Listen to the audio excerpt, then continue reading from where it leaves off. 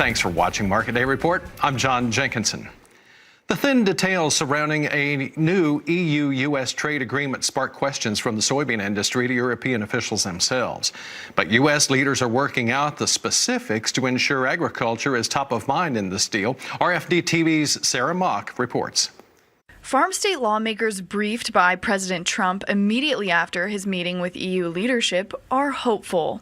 One of the interesting pieces about it is that most of our soybeans have been genetically modified, and the EU has a real artificial barrier against products like that. And so if they're going to start taking our soybeans, which they said they would, then maybe that will help have a better conversation with the EU. Meanwhile, Ag Secretary Sonny Perdue made his way to Argentina over the weekend to continue discussions with European ag ministers on everything from product standards under the WTO to geographical indicators for products like feta and mozzarella. Despite statements from EU officials, Perdue says agriculture will be on the table as the EU deal takes shape.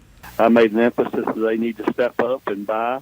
Although they don't have state-owned enterprises they control, they have some many times non-tariff indicators that guide their private sectors one way or the other. And I'm hoping that they will fulfill their commitment in stepping up and buying more U.S. soybeans and replace some of the volume and the export volume that would be lost from China. Though some wonder whether the EU's increase in soybean purchases would be the result of market price rather than policy, Perdue expects the EU to purchase more than price alone would dictate.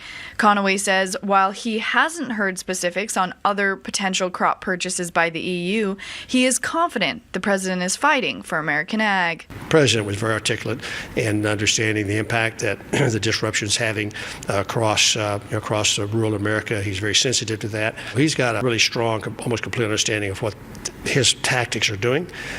He knows that they work, and he's going to keep making it happen. Conaway says every bit of good news that can be shared with producers helps, whether it's increased trade with the EU or even a bilateral agreement with Mexico, which he says could come about in the next several weeks, though he acknowledges that no trade deals have yet been finalized.